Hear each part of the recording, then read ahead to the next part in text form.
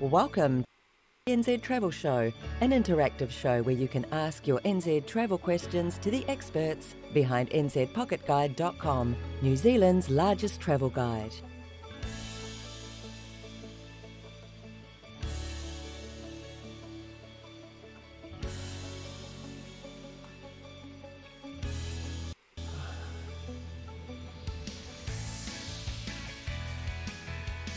The NZ Travel Show will start in exactly 2 minutes. Just the time for you to hit the like button, ring the notification bell, and subscribe if you have not done so yet. NZPocketGuide.com has over 3,000 articles covering all aspects of travelling in New Zealand, from a working holiday gap year to tips for a perfect family holiday. The site also features dozens of pre-made itineraries that you can use to plan your ideal trip in New Zealand. It's all available for free at nzpocketguide.com, so check it out. The NZ Travel Show is hosted by Robin, the Operations Manager of South Pacific Pocket Guide, the company behind nzpocketguide.com. The New Zealand Travel Show is also hosted by Laura, a journalist and editor-in-chief of South Pacific Pocket Guide and all its publications, including nzpocketguide.com. We're exactly 1 minute away from the NZ Travel Show. Get yourself comfortable and start asking your NZ travel questions in the chat. Robin and Laura will go over them when the show starts.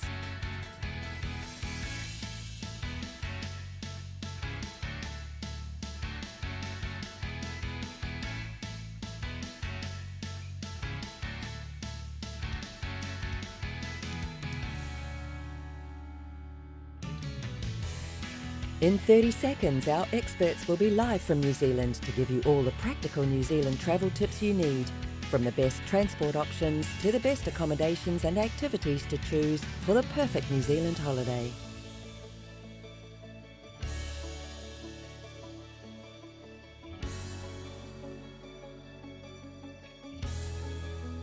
Live from New Zealand, this is the NZ Travel Show with your travel experts, Robin and Laura. Morena, everybody, I hope that you are all doing absolutely awesome in this fantastic day. It is the 22nd of February. It's 8 a.m. January. Of January. It is 8 a.m. here in New Zealand, and we're here for the NZ Travel Show, answering all your questions about traveling in New Zealand. There's already quite a few of you in the live chat, which is awesome. Good morning, Anthony, saying Morena from Rodeo, California. Sherry is here, and that is a very good transition to the theme of the week, in fact, Sherry, because she's the one that inspired us for choosing this theme for this week. She's one of our lovely Patreon. And so on our Facebook group, she had some questions about, well, you'll see in a second. All right, so she had some questions about traveling in New Zealand, kind of on a budget, how to save money while we travel in New Zealand. So that's going to be our theme this week. We'll be giving you heaps of tips about traveling in New Zealand on a budget, about saving some money along the way when traveling. Even if you're not traveling on a budget, there's some tips to save some money along the way and all that. So that's going to be fantastic. It is. Nathan says, hello, everyone. Says Kia ora, Laura, Robin, and everyone else wherever you are watching the travel show. Adil is here as well. Also saying Kia ora, Robin, Laura, and all of the viewers. Kia ora, Adil. And then Anthony, one of our other lovely Patreons, is saying January started with a bang rain-wise, and it's going out with a dry spell. Yeah, so now we're finally... The rain has finally stopped for this summer in New Zealand. Although it was forecast actually for yesterday, but it managed to stay away. We had really nice sunny day for the last couple of days, and think we are hopefully going to have a few more dry days coming up. So yeah, summer's finally here. We're pretty excited.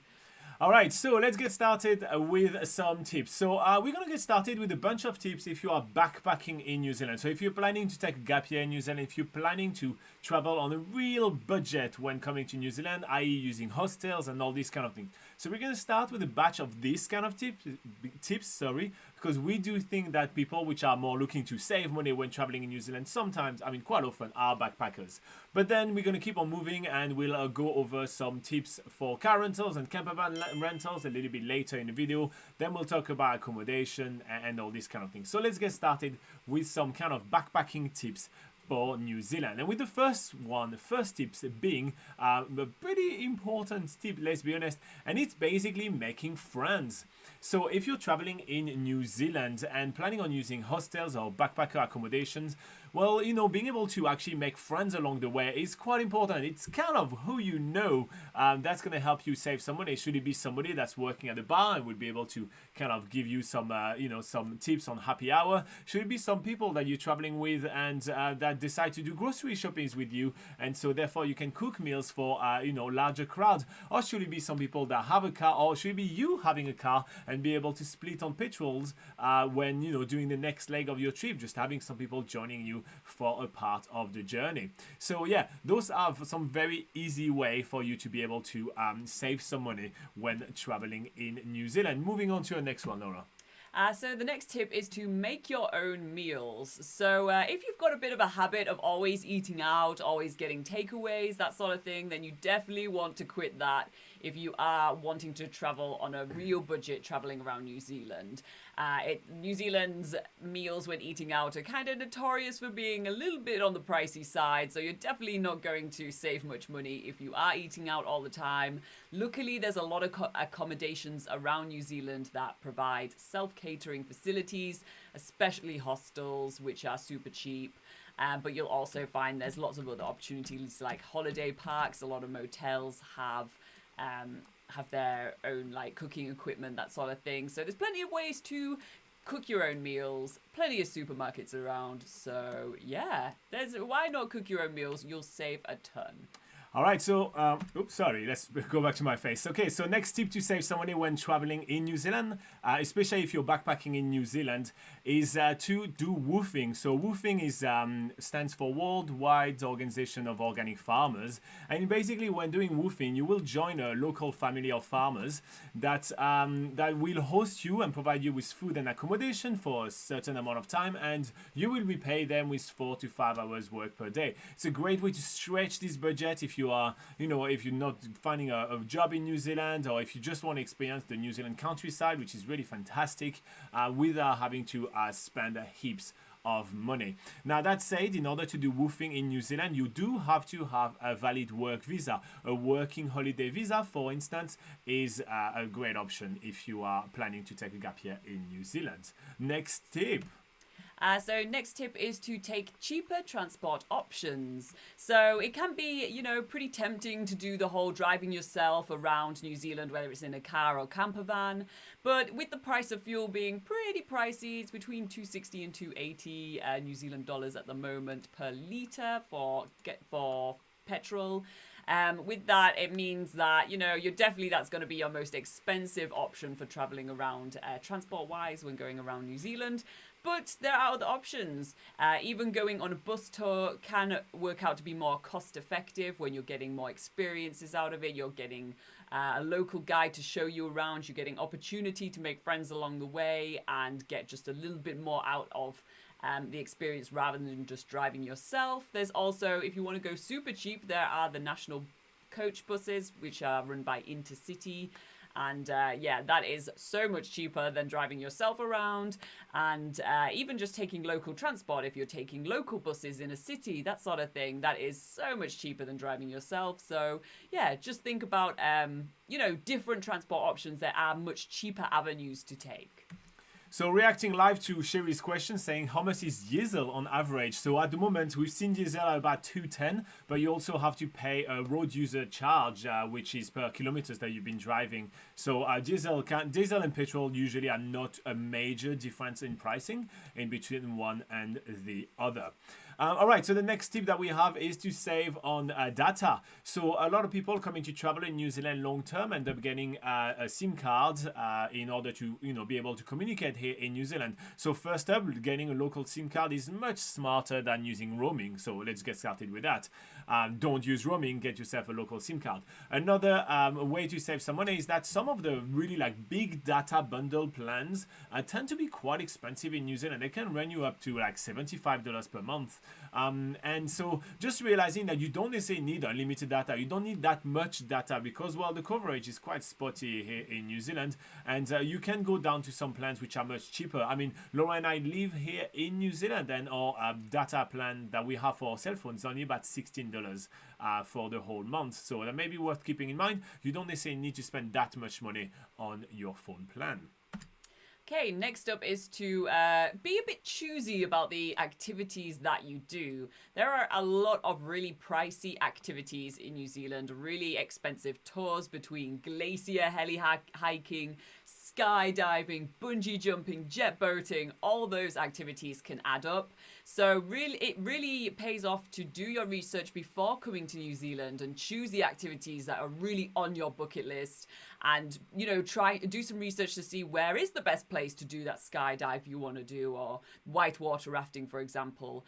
And then with that, you can all the rest of your activities in New Zealand, there are a ton of free things that you can be doing, especially hiking. Even if you're not much of a hiker, the hikes in New Zealand really can range from 2 minutes to 2, 3, 4, 5, 6 days. So you can just you can choose like really nice short walks to go to see amazing free natural attractions, and that's where you can spend most of your time in New Zealand saving money. But yeah, when it comes to paid activities, best to do your research before actually coming to New Zealand.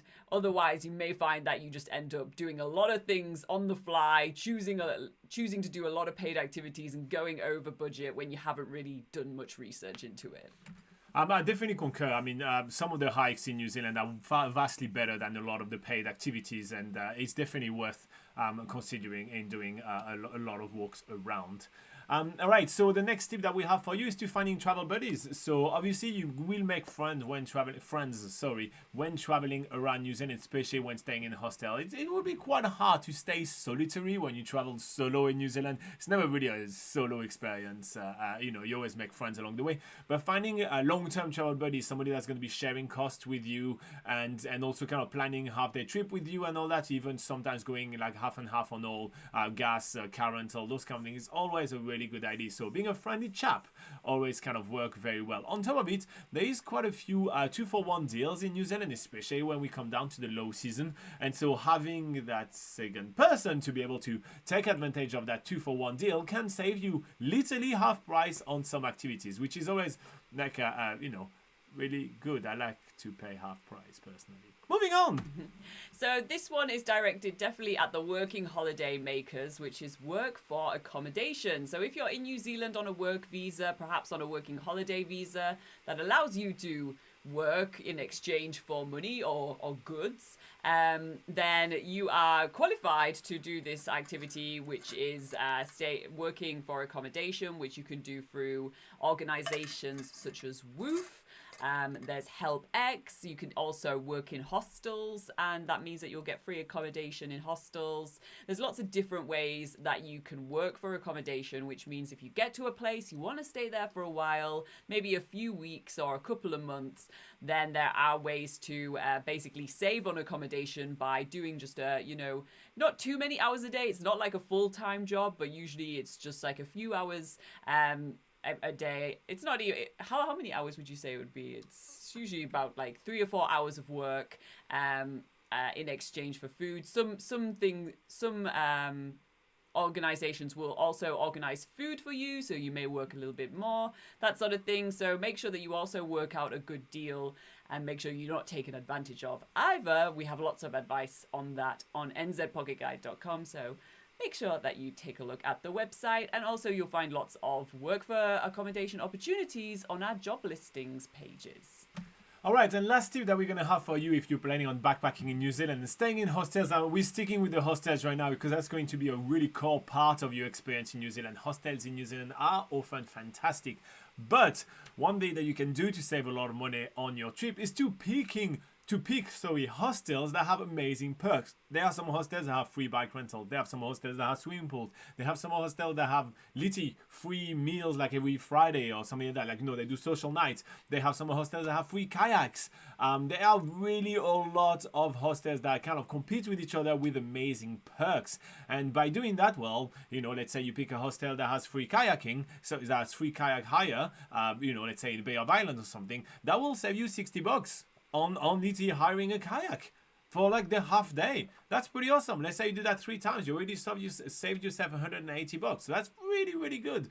So there are some really, really amazing hostels in New Zealand. And if you are a little bit iffy about staying in hostels, and we talked about hostel quite a lot within this just short segment of the video, just be aware that you are able to pick what kind of a dorm or accommodations you want to get in the hostels. It ranges from a single room where you will be staying alone on your own and have your own privacy, to a dorm share, which can be 6 or 8 people sharing along if you want to save some money and make even more friends. But nonetheless, no matter which accommodation you're going to be picking, you will still meet a lot of people in hostels, as there is a lot of communal areas, and they tend to be frequented by people which are usually more open-minded and willing to make friends. So yeah, pick great hostels with great perks. And again, as Laura was saying, we do list a lot of our favorite hostels and also of the perks that we like there, that they have on nzpocketguide.com. So check it out.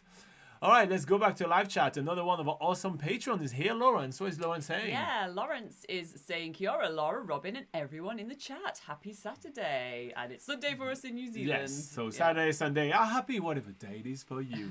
Sherry says, I've definitely learned to pick my activities. So talking about being choosy on activity, responding to you, Laura.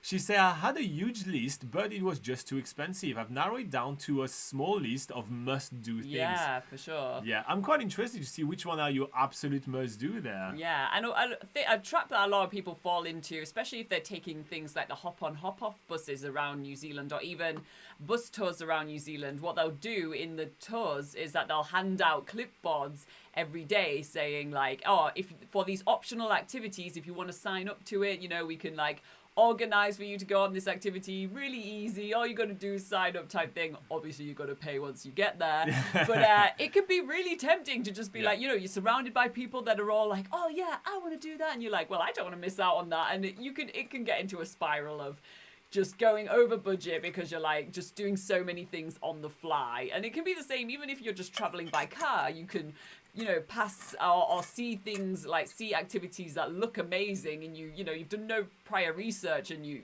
might have realized that actually I can go do that somewhere better somewhere else. I agree 100%. You have to do your research when you pick your activities, especially if you go on a hop-on, hop-off bus, right? Because, well, the drivers are really often on commission, they need to sell you those activities, so they always make it sound like it's absolutely amazing, and usually the whole thing kind of thrive into this group mentality, right? So if you convince one person and say, yeah, I'm going to go, then his friend's going to go, and then you kind of like, well, if those people are going, I don't want to miss out. So it's kind of like this group mentality, but usually, it's absolutely fine if you haven't done that, that one activity with the group. When you reconvene with them later on, everybody's still friends and everything, so never feel pressure to spend some money, and always do your research. I would really advise you guys to arrive with a plan that you have a plan on what you're planning on doing, and have a little bit of spare budget if there is like something you want to do in the spur of the moment. That's absolutely fine, but have done some research, and that's why we put so much work into doing the video series that we have, which is New Zealand's Biggest Gap Year, when we truly know what the activity is going to entail. Like, they're longer form video, they're admittedly a little bit more boring, but you'll truly leave the video by knowing if it's worth your money or not. Yeah. John Holmeslow. Oof, I have destroyed that name. Laura, you're taking it. I'm sorry. I'm sorry, John. So John says, do you need cash, or are debit/credit cards okay to pay for activities? So on most occasions, credit cards and debit cards are totally fine to pay for activities, mainly if they are Visa or MasterCard. Usually if it's, I don't know, Amex or American, what's the American one? Yeah, American Express. American Express, that sort of thing. Not all places will accept that, but certainly most activities will have functions to take debit or credit cards. One thing to note about debit or credit card, if you use the one from your home country, is that even if they are free usually, overseas transaction and all that, you will be served a lower transaction rate, like a lower exchange rate. So it usually end up costing quite a lot of money. We've done some comparison. We have some videos online, talking about that. So you're better off actually just sporadically withdrawing cash. New Zealand is a very safe country. It's fine to travel with a few $1,000s, and sporadically withdraw cash and then just pay cash along the way. You usually are much better off doing that if you are planning on saving some money, on the long run when traveling around. Sherry says the most looked forward to activity is her Hobbiton evening banquet. Yeah, that's pretty exciting. That's good. That's not cheap, but that's definitely that. It's You're fun. gonna get your money worth in food. I can tell you that. Make sure you eat plenty, but not too much so that you can't drive to your accommodation afterwards. Yeah. Todd is here saying, excellent biosecurity video you did around 3 years ago. Very helpful and super fun. Recommend to anyone traveling in New Zealand. Cool. I went to biosecurity website and it says no herbal medicine is that vitamin. We take some vitamins. Any issue with over-the-counter vitamins? I think you're better off, Todd, just declaring it just to be safe. And then you'll see what they say. If you declare it, you're not going to face that $400 fine, right? They're going to be like, okay, no, you can't, the worst case scenario, if you declare something, right? You have the little box of vitamin that costs you like $19, right? You're like, okay, I'm not sure if I can take it in, right? You just arrive over there and you say, I have a box of vitamin. The guy's going to take it, look at it. He's going to say, oh, I'm sorry, you can't take that to New Zealand and toss it in a bin. That's all that's going to happen. However, if you haven't declared it... Yeah, I was going to say, then you can just get your vitamins in New Zealand. Exactly, and then you buy your vitamins in New Zealand, right? However, if you haven't declared your vitamins, you're going to get in, they're going to scan your parcel, and they're going to say, sir, you have anything to declare? You're like, no, I'm fine. Okay, cool. He's going to open your bag, he's going to find that box of vitamin, and it turns out you can't take it to New Zealand. Your vitamin is going to be tossed in the bin, and you will be served a fine of 400 New Zealand dollars. Why do that? If you're unsure, if you have any doubt, just declare it. You're safer. And, you'll be able to buy some vitamins in New Zealand, let's be honest. So, another extra tip I'd give is to make sure that if you are bringing any vitamins or anything that looks like medication as well, make sure that it is in its original packaging, not just like loose pills. Yeah. Just make sure that it's in its original little bottle or whatever it comes in with the labels on. And to be fair, even to piggyback on that, if you are carrying any medication or any vitamins and all that, and you don't want to carry a bunch of boxes, which, it can take a big amount of space in your backpack, in your luggage, in your suitcase, in anything like that, it's fine. What I do when we travel with Laura, I actually cut just the label, right? And I just have a series of labels, and it's just like a small teeny thin stack of paper. And so when they ask, what this slab, and the slab says, let's say paracetamol, right? And I have the little paper that shows that paracetamol prescribed to me. Not that this is the, I just don't want to go into like specifics. But yeah, so it says paracetamol prescribed to Robin from NZ Pocket Guide, all that nonsense. Yes, that's how my doctor calls me. Lawrence, what I missed? Sky Rottian Dan says, what's your recommended jobs for foreigners in New Zealand? I'll recommend you to go on NZ Pocket Guide. We do have a whole section on the website which is related to jobs, and in there, it will depend on your experience and everything. So I'll quickly show you what it looks like. Boom. Here you go. So you go on nzpocketguide.com right here. Absolutely beautiful website. You should check it more often. And then right here in this section it says work in New Zealand. We even have job listings, but we have popular backpacker jobs right here. Plenty of stuff for you to be able to research and pick the jobs which actually fit more your profile as a worker. All right. Awesome. John is happy and say thank you. I'm sorry I destroyed your last name, John. I hope you'll find within your heart to forgive me. But just be aware that I do that to everybody. Every single person that mispronounced their name. Speaking of, what is Kieran saying? Kieran says, is there a way to get to Coromandel from Auckland by public transport? I wanted to visit Hot Water Beach and Cathedral Cove. So you can get to Hot Water Beach using Intercity, which is our national kind of bus transport. Like if you're from the US, Kieran, it will be something like Greyhound. So that's kind of like that will get you all the way to Hot Water Beach. However, getting to Cathedral Cove is going to be a little bit harder. Yeah, so you can still take the bus to Hahei, which is close, and then you'd have to do a little bit of a walk from there, which is still totally fine from Hahei Beach. It will take you maybe about around 2 hours to walk to Cathedral Cove, and then you want to spend some time at the beach, and then a couple of So make it an afternoon, you Make know? it an afternoon trip. But I think the easiest option, perhaps, if you want to see both those highlights, is in Auckland, there's plenty of guided tours doing day trips from Auckland City to the Coromandel to visit those attractions, the famous Cathedral Cove and Hot Water Beach, as well as a couple of other things along the way. So you may want to just do some research on some Auckland day trips to the Coromandel. Alternatively, there is a ferry that goes from Auckland, from the Auckland I was going to say it might not be from the ferry terminal. It might be from another ferry terminal. I think that's from the ferry terminal. Is it? We're not 100% sure exactly where it is, but at least from Auckland, kind of semi-central. Yeah. So,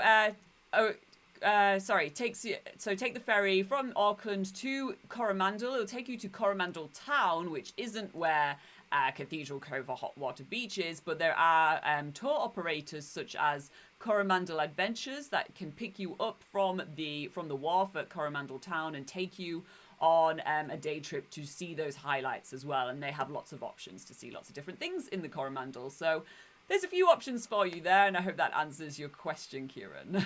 All right, so Ramez is saying, I heard a lot about the terrible jet lag from New Zealand flight. Do you have any advice on this regards? Yeah, we do have a full video on the channel when we address like about 15 tips to deal with jet lag, but the main ones are setting your body clock earlier before your flight. So, make sure you go to bed early or late, depending on, what time zone is going to be in New Zealand. Make sure that you try to keep the same rhythm when in the flight as well. Try to stay off sugary drinks and caffeine, no coffees for a few days. That's definitely going to help you. And then when you arrive in New Zealand, just make sure that you start like literally on New Zealand time. So even if you arrive at midday, don't go to bed. Do a full day of activities and go at your normal time that you're going to bed. If you usually go to bed at 9 or 10 or anything like that, you go to bed at that time. It's going to be really tough. And then you wake up on time the next day, and you wake up usually a little bit earlier than your usual time. You wake up on time. You kind of force your body into shape, and it should take 2 days to get over it. But that's usually kind of like basically setting your body clock correctly. But yeah, check out the video or head to NZ Pocket Guide. There is a full article on there where we go over some tips. Kieran says it does help, thank you. He's from the UK, so I guess Intercity is like National Express over there. Yeah, pretty much. But it's a little bit flashier. They do. Laura is going to diss on the hometown. It's a little bit better. Just like it's also they treat it as a tourism thing as well. So the driver will in some regions around New Zealand, and depending on the driver as well. And depending on the driver, they'll do some like commentary, like a tour bus as you're traveling through. Like they'll tell you some interesting facts and things. And show you interesting things out of the bus while you're driving. So they provide like a tiny bit more services than National Express. All right, let's quickly talk about our some of the exclusive things that we do for our Patreon subscriber for a second.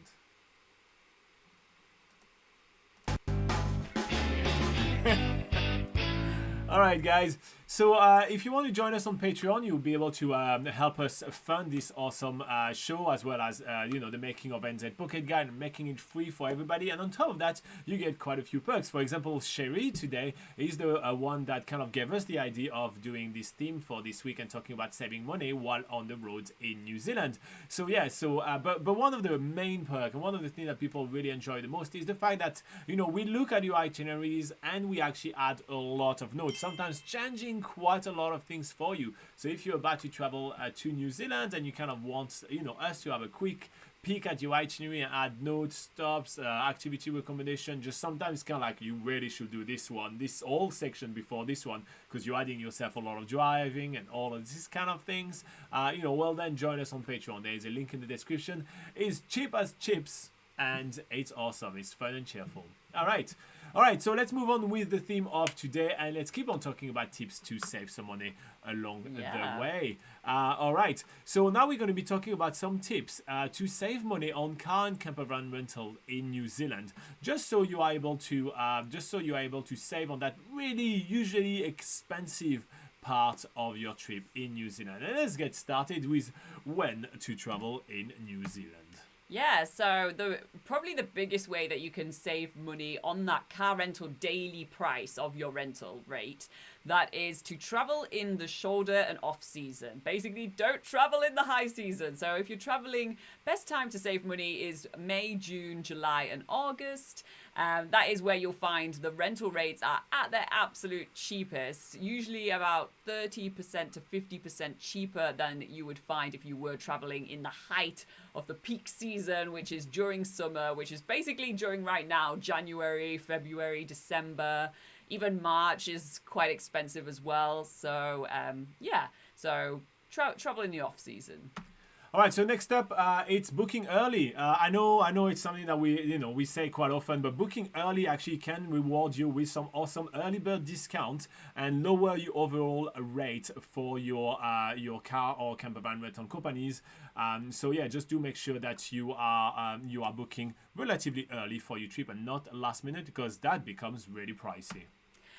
Next tip is to play around with your booking dates. So like when you're actually flying and you notice that there are maybe times of the week where it's a little bit cheaper, if you can be that flexible with your car rentals, for instance, not starting your car rental like say on the Friday and then giving it back on the Sunday, that's usually where it's could be a little bit more expensive. So if you're flexible with your dates, have a look on the calendar where on the booking website you're using where there may be some cheaper options. Just it's always being flexible usually means that you can save a little bit more money. And speaking of being flexible, picking the right time for pickup and drop-off can actually save you quite a lot of money, sometimes a full day worth of rental. So look at if you really do need to pick up your car at 4 p.m. on one day rather than 10 a.m. the next morning. Look at if you really need your car for the last 2 days or the last 1 day of your trip in New Zealand. You may not need to pick up that car that early or that late, and that can save you quite a lot of money, especially when you're starting your time in Auckland, where there are extensive public transport networks. So our next tip is to pick up your car only when you are ready to actually hit the road. So what some people do when they arrive in New Zealand or when they arrive in Auckland is that they'll start their car rental straight away from the airport and then end up staying in Auckland for a couple of days before actually driving off, which means that you are paying for extra days of rental where you're not necessarily using your car that much. There's also, it is more expensive to pick up your car from the airport as they have to charge extra fees for having that space at the airport. So yeah, if you just basically just say like, just choosing that date once you drive off when you're actually going to be using the car, it's going to easily save you money, just doing an extra bit of planning there. All right, the next tip that we have is picking a smaller car or a smaller type of campervan, as they usually use much less petrol, and that, the really sky-high prices of petrol nowadays, it is not a bad idea to actually try to save some money on the petrol, if you just ask me. But yeah, so picking a smaller vehicle, even just researching the fuel efficiency of the vehicle that you are looking to rent is a smart idea. It's a bit harder to do when it comes down to campervan, because usually the chassis, the body of the campervan is a certain type of usually kind of truck, and its fuel efficiency is dramatically changed by turning it into an RV and adding that much weight, as well as basically removing any opportunity to have any aerodynamic, right? Because you add a massive big square box onto it. So yeah, just doing some research on that and picking the right vehicle for you may be the smart things. Also, well, as Sherry is pointing right now in the live chat, there are a few extra tips that you can save some money, can help you save money when you're traveling with the campervan, such as dumping your grey and black water regularly to lighten the truck, but they really make a very, very, very tiny and minimal impact onto your rental, rather than picking the right vehicle and realizing that you don't necessarily, first up, you don't need a four-wheel drive in New Zealand for pretty much anything. So don't rent a massive four-wheel drive when traveling in New Zealand. Get something smaller, get something that exact size that you need, and you should be fine.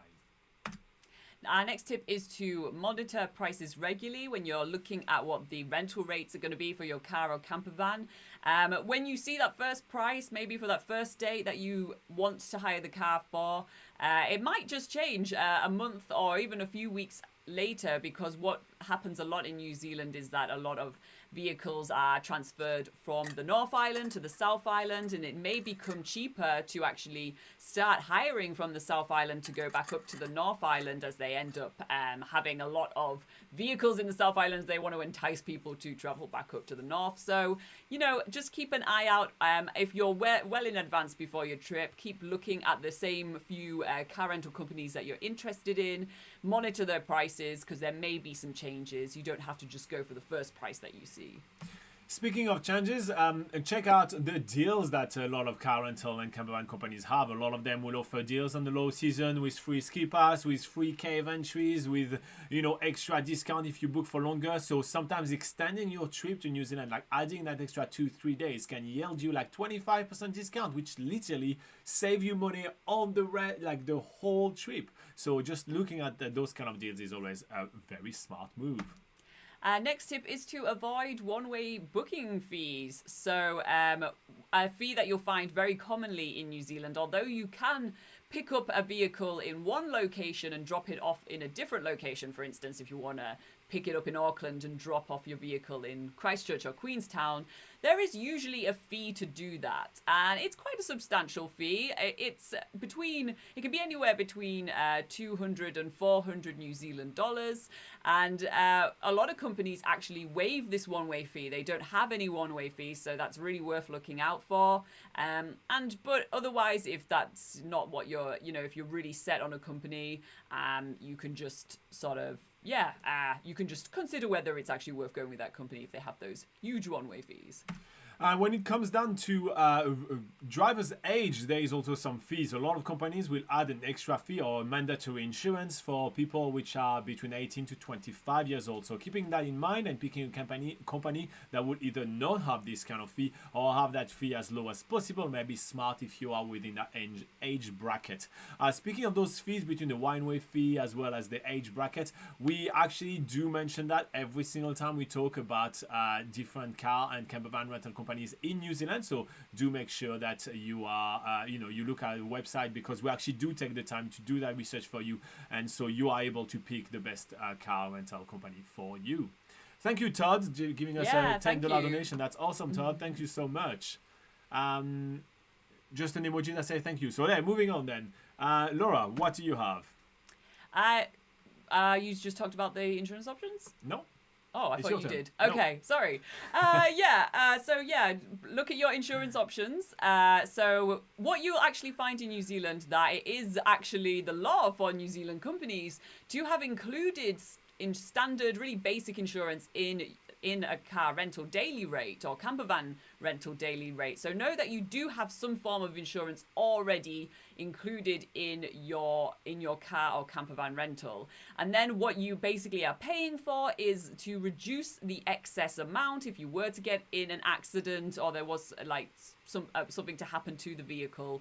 You would, instead of having to pay, say, 3,000 New Zealand dollars before your insurance would kick in, you can reduce that to, say, about 1,000 New Zealand dollars if you needed to, before the insurance kicked in. So it's quite a hefty amount. So usually it can be about 30 New Zealand dollars a day. So that's quite a lot of money to pay for a daily rate. So just, consider all the insurance options. Consider if you really need to get insurance, considering that there is insurance already in the car rental. And I do have strong opinions of that. We had a whole Litty Patreon live show last week, actually. We did talk about that just between us. It's a bit more, informal on the Patreon show. So, I do have very strong opinions on that. Anyway, let's move back to fees. Some companies have additional driver's fees. So do be aware who's going to be driving and how much that's going to cost you. Keep that in mind. And again, that's also something that we mentioned on the website. Todd is saying, number one way to save money, go to NZ Pocket Guide. Thanks for all you do. You too. Thank you so much, mate. All right, another fee from companies. Yeah, so it's best to bring your own GPS, because otherwise a lot of companies do hire out a GPS, but you can easily save money by downloading a decent app on your phone, or getting maps.me is a really good option. Downloading that for New Zealand and having your own little suction cup. Bring a little car suction cup to put onto your windscreen so you can see your phone really clearly while driving. Also, the lighter battery, the cord to keep your phone charged while driving. The name escapes me now. But yeah, make sure that your phone's charged while driving as well. You can do all that setup on your own before bringing it to New Zealand. All right, so speaking of not splashing out on too many upgrades, there is a lot of upgrades in a lot of campervan and car rental companies, and that's usually more for people are going to travel for a longer period of time. But yeah, when it comes down to solar shower, camping chair, snow chains, extra blankets, all these kind of things, there's a lot of shop in New Zealand where you actually can get those items for relatively cheap, and you can get those in Auckland. Sometimes it's actually easier to actually go buy it brand new, and then after that you leave it into an op shop, which is like a second-hand shop, an opportunity shop. That's how we call that in New Zealand, and then it will literally be sold and the profits are going to go to charity. Like, how cool is that? And that will cost you much less, especially when it comes down to the fee for extra blanket, which I cannot believe that some campervan companies are still charging.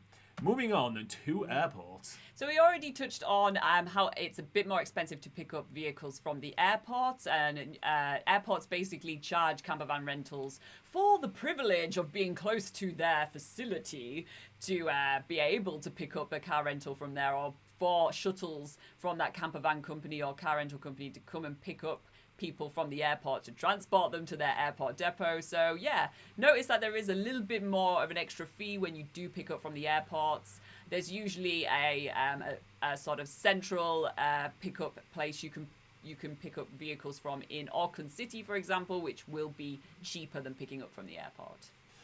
Okay, so I'm going to give you 2 tips in one right here. Make sure to refuel your vehicle before you give it back to the car rental company, because, well, otherwise you're going to have an extra fee, and they don't really charge you, the cheapest rate in order to do that. So make sure that you have refueled. In New Zealand, pretty much every rental company's car, campervan, everything is you get it in full tank, you're returning it in full tank. That's how it works. So make sure that you do that. However, make sure to not fuel your car or campervan near the airport. It is notorious that those fuel stations are by far the most expensive in the whole country, especially near the Auckland airport. They are incredibly expensive, so make sure that you plan ahead and refuel earlier on.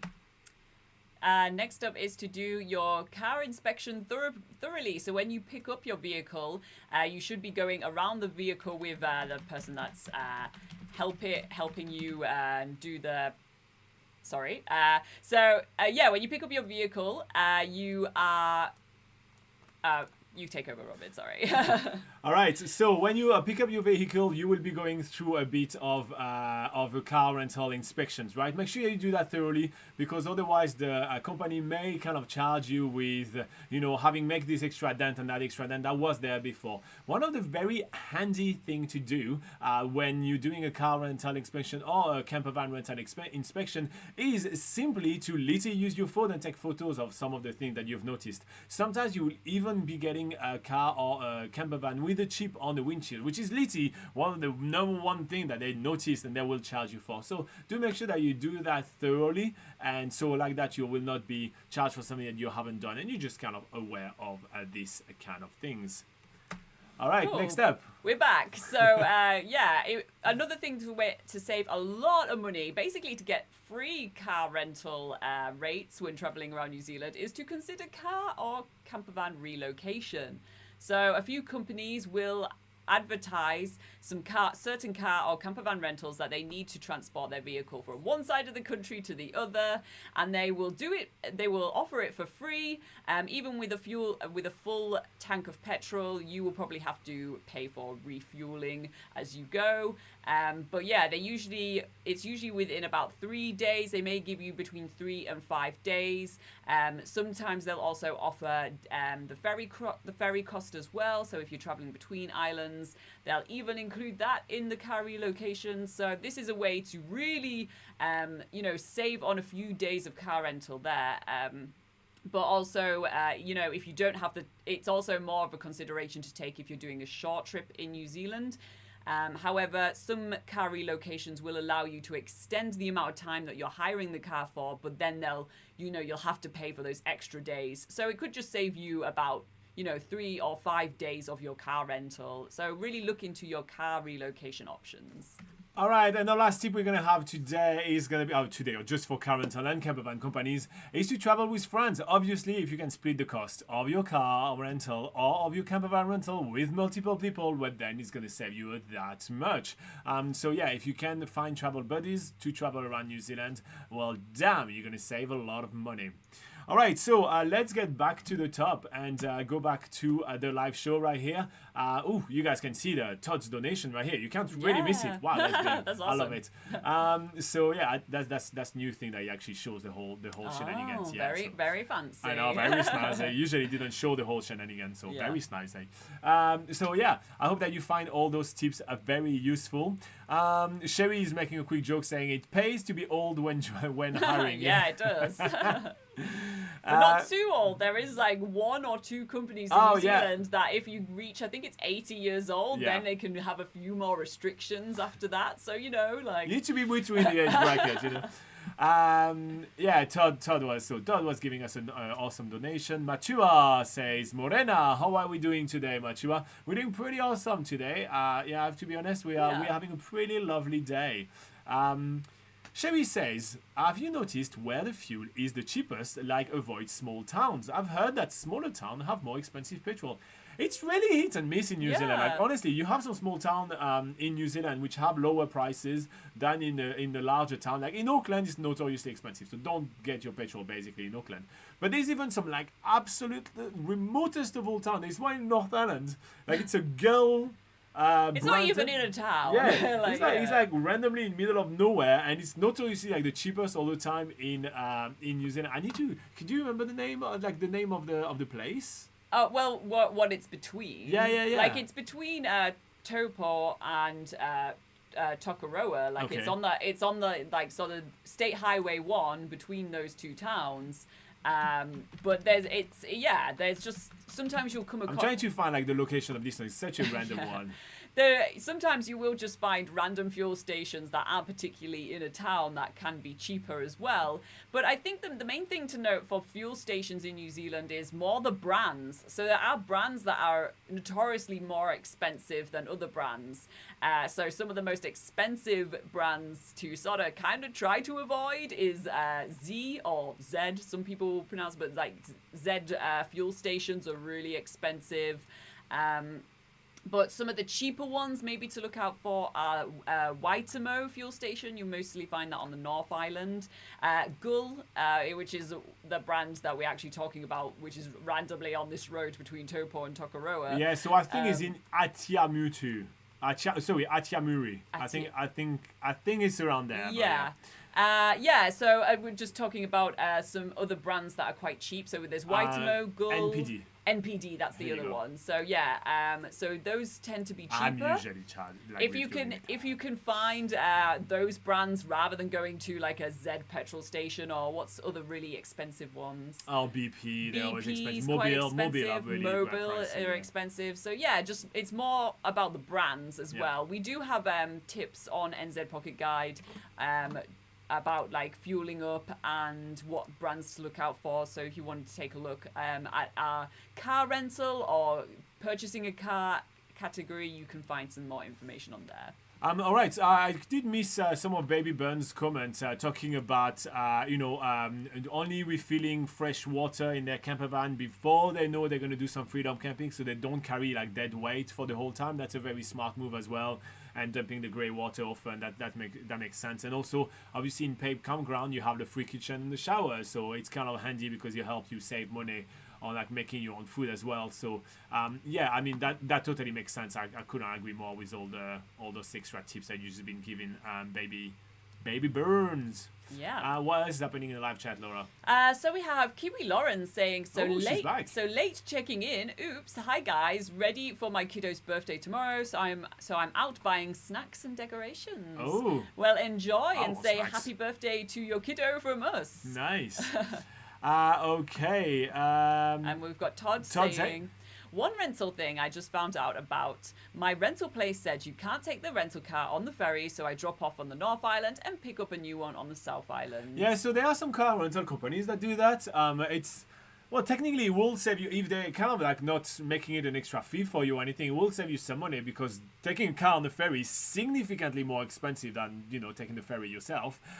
So there are some car companies that do that, and more it's basically for the management of their fleet because it's easier for them to relocate things from Picton, which is where you arrive on the south end of New Zealand. I'm sorry, I'm diving into details, but it's easier for them to kind of relocate something from Picton down to Christchurch, which is their main hub probably, or in Queenstown, than it is to go from Auckland all the way down to Queenstown. So in order to manage their fleet, they kind of split in half, and the only relocation they ever have to do is, at worst, they have to do Picton to Queenstown, which is still only 1 day drive, and Wellington to Auckland, which is kind of rare to be able to do, like the Queenstown back to Auckland and so on. So it's kind of helped them manage their fleet. So it saves them a lot of money in managing their fleet, and it also kind of help you save some money on that. So it does work. It's a really good thing to point out. So I love that. Sorry for diving into the logistic of these kind of things. But there are quite a few rental car companies that allow you to take vehicles on the ferry. Yeah. But you will have to pay that extra cost for taking a vehicle on the ferry. So there is that consideration too. So next up we have Sherry saying, do you find that fuel discounts, for example, Countdown Shopping, does it save money or is it easier to just find cheaper brands? Sorry for all the fuel questions. So That's first totally up, fine, Sherry, to ask all don't be the sorry fuel. at all. Yeah. I found that all those discounts and everything, like 2 cents off and everything like that, it really doesn't. Nah. It's nonsense. Honestly, just find a better petrol station because usually you will get the discount at the most expensive one, and so that really won't be that much. At one point when it was the height of all those discounts and everybody was like doing them like really big, they were doing promotion like, oh yeah, you're gonna get, if you spend $200, you're gonna get 10 cents off. If you spend like $400, you're gonna get 20 cents off and everything. And sometimes I just look at my bill and it's kind of like, if you consider like, let's say 10 cents off, right? And the petrol right now is like, $2.80, right? You are saving 1/28th. So you're saving very little. So it is such a minimal saving. You're better off to go somewhere where there's a easier deal and you don't have to try to also just use the voucher itself is usually a nightmare. So I personally just don't bother with those things at all. She asked as well, is there a fuel app that shows fuel prices in the area? Yes, it's called Gas Spy in New Zealand. So yes, there is one. You can check it out. And you can see where it is. There's a lot of ads on the app though. I don't know, it's not a very fun app to use. I rather kind of, and to be fair, I'm not also driving like 100 kilometers to get discount on gas, right? I basically have the choice between the 5 gas stations that I will go nearby on a regular basis, and I usually know those 2 ones are usually the cheapest. I check number 1, I check number 2, and I'm done. Yeah, right? I usually so that's kind of like how I am. But I understand gas buy may be handy for Sherry. Yeah, I'm sure. Because she's going all around. Yeah, so, all right, so what's Kiwi Lauren saying? Kiwi Lauren says, my friend and I are road tripping all the way down to the Catlins, which is further south than I've ever been before. What's your favourite spot on that scenic drive? Oh my god, it's so hard to choose a favourite spot. McLaren Falls. Yeah, I like being able to climb. Falls. McLean's Falls, yeah, sorry. Yeah. McLean Falls, I do like to be able to climb a waterfall. Like, it's not often that you can kind of like with no gears and everything. Obviously, like doing like abseiling and everything, you can do it on a lot of waterfalls in New Zealand. But just kind of like scrambling around the waterfall and climbing different levels of the waterfall very easily. McLean Falls. Yeah. Which one you pick? I think I'd pick Waipapa Point because I really love seeing the sea lions there. I really love seeing like the wildlife of the Catlins, and that's a really good place to see sea lions. So yeah, I'll choose Waipapa Point this time. But if you ask me again, I'd probably choose something else. There's so many. Take a look on nzpocketguide.com, Kiwi Lauren. We have articles all to do with the Catlins, the things to do there, the top attractions. There's so much to look at. So yeah, have a browse, and then you can plan your itinerary from there. So Lauren says she did use Google Maps for GPS, and it will list not only the gas station but the somewhat current/latest price as well. Yeah, it's not really that well updated. Google Map is not the best. You do know that we're not big fan of Google Map. We prefer like maps.me or anything like that. But yeah, it does work as well. But if you want the actual like accurate latest prices and comparison and everything like that, usually Gas Spy, if your focus is on the gas station, is your best bet. But again, it's really not worth driving so far off in order to get a deal on your gas. Right? You're better off kind of finding a gas station where you're going and just picking the cheapest out of all those, right? It will be the easiest move. Kiri Lauren says she told me about the teapot house. Look a bit like Alice in Wonderworld-ish, but fun. Oh, fun! You're gonna have to send us some photos of you going there. Yeah, I make think sure that that's you in bring a mad hat. Yeah, that's in like the one sort of little town right in the center of the Catlins. Yeah. So yeah, you'll definitely see it, and yeah, it's an attraction. I don't know if it's the most Kiwi thing. Yeah, ever, but I know. I it is. prefer the waterfalls and the beaches and the wildlife, but it's funny. It's random. Okay, Kieran says, I am planning on hiking Tongariro Crossing when in New Zealand in May. Do I need hiking boots or are running trainers enough? I definitely will get hiking boots. I mean, some people do need trainers, but I will get hiking boots if I were you. There's some scree run and everything. Ugh. Yeah, I mean, okay, people do it in running trainers if they don't do any other hiking while in New Zealand. If they're like, okay, I don't want to hike anywhere else, I just want to do the Tongariro Crossing. Sometimes it's like, well, you can, it's just not It's the... how to justify buying a pair of hiking boots if you only do it once. Yeah, so Kieran, I really recommend doing more than just the Tongariro Crossing when in New Zealand. So it's worth buying hiking boots or hiking shoes. You don't have to necessarily get the whole boot thing, but you can get hiking shoes as well, whatever you prefer. I'm just thinking, I'm glad that Fabio is not here today. Yeah, but you can... We love you, Fabio, but you would have derailed us again on the hiking boots. So yeah, just getting some good walking shoes or hiking boots or whatever, and doing lots of different walks in New Zealand. That's definitely what we would recommend to do. But however, yeah, like Robin says, if you can't justify paying all that money for hiking boots because they are quite expensive, just to do the Tongariro Crossing, you can just about do it in running trainers and you should be fine. A lot of people do it in a lot worse stuff. Yeah. Not all of them survive. So shouldn't laugh at that, but yeah, come on, guys. Don't go on the Tongariro Crossing in general. So anyway, Kieran, if you do want to know more about the Tongariro Crossing though, and you don't feel like, obviously on the NZ Pocket Guide, we have many different guides on how to plan and prepare for that, and you definitely should read them and get yourself ready for such a big hike.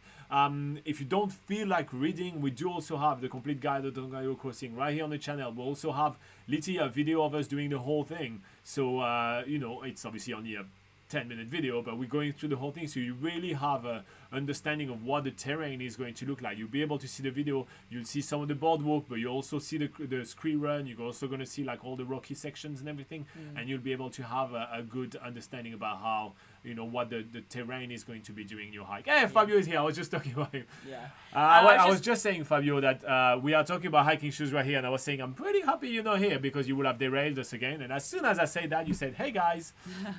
And just one quick thing to inject about hiking shoes is that if you really... Another option you could consider is hiring hiking boots from either the National Park Backpackers in National Park Village or from Ski Biz in National Park Village. All right, so Fabio says, I really wanted to watch this episode, and I start screaming about hiking shoes. Kieran says, thank you, I will be sure, I will be sure to do some other hike, but I'm concerned about the extra weight in the suitcase for heavy shoes. I believe you can hire boots somewhere in National Park where I'm staying. Yes, so which is what just Laura what was I just said, saying. yeah. Now, the one thing you need to keep in mind is that, if you don't want it to weigh too much, you can have your trainer in your suitcase and you can travel with your Wear hiking your boots. boots in the plane. That's what we always do. We always travel. You will always see us in planes. Every single time we fly, you will always see us wearing our hiking boots. First up, they are damn comfortable. I enjoy that. Second, you can take off your shoes when you sit in the plane if you don't want to wear them. It's absolutely okay. But second, it's like half the allowed weight to just have those. Like, I mean, my hiking boots are like big, tall, leather, big sole and everything. I genuinely believe that will be half of what I can carry. First up, they're gigantic. Second, I may have feet which are too big, but first up, they're gigantic, and second, they're so heavy. So just wear them when you are hopping in the plane. As simple as that. So like that, you can have some nice hiking boots with you in New Zealand. You won't regret having good hiking boots. You genuinely won't regret it. And you want to have waterproof hiking shoes or boots as well. Like that's the thing. That's the thing that's going to be the best part of having them, because the weather can change at any time, and having wet feet for the whole day is not fun. Definitely get some like proper waterproof ones. Okay, so Adil says, I missed the answer to my last question. Please, could you repeat? Yes, we did miss it. I did see it. Sorry, Adil. About what are the largest pharmacies in New Zealand? Oh yeah. So basically the main one you're gonna find around every town is gonna be called Unichem, and that's probably the main one you're gonna be finding. But there is a lot of also smaller and independent pharmacies, and that's probably fine as well. But yeah, the main one you're gonna find around the country is called Unichem. Yeah. And that's UNICHEM. All right, then we have Fabio says he got COVID. Oh no, he says thanks to my teacher's job, and thanks. That's the reason why I forgot today. Oh well, don't worry, you'll have the whole Patreon live show coming up right after. So here you go.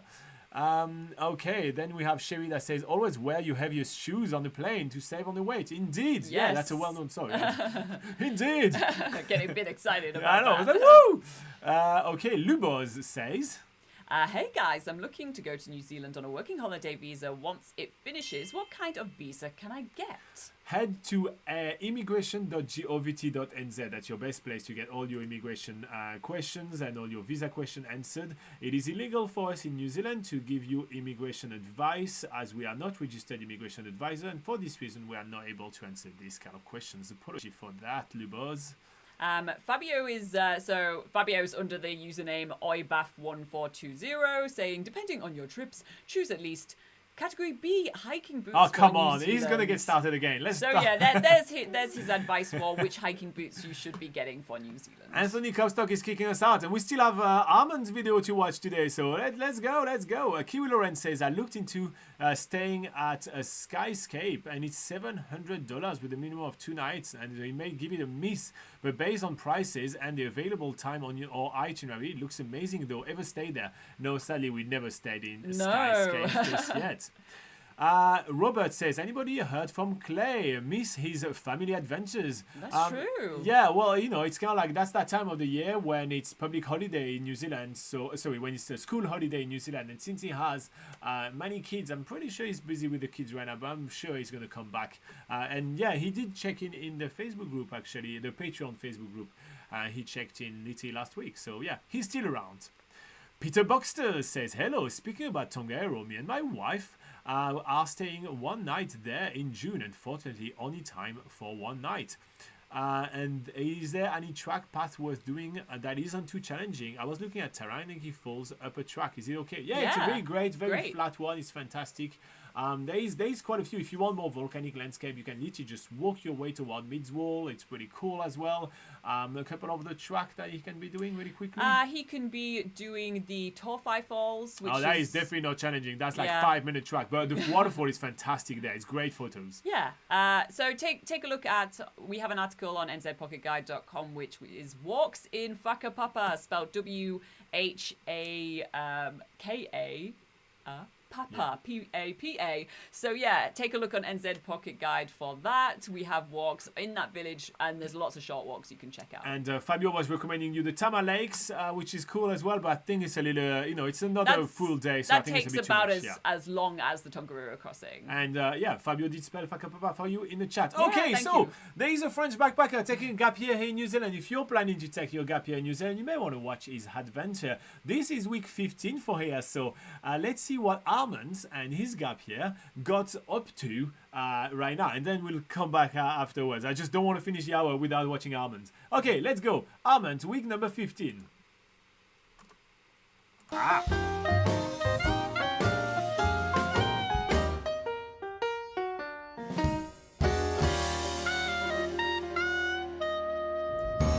Kia ora guys, so I'm in my flat right now in the CBD. And the 15th week of my working holiday was almost entirely dedicated to work. It was, as you know, my first week of work at my new job in St. John's, which involves basically taking care of the FPOS machines that retailers and other clients send back to us. So I receive a lot of parcels each day, which I open, I sort things out and scan the different parts in the FPOS machine. So needless to say, I've seen so many FPOS machines during the past couple of days that now I just want to pay in cash.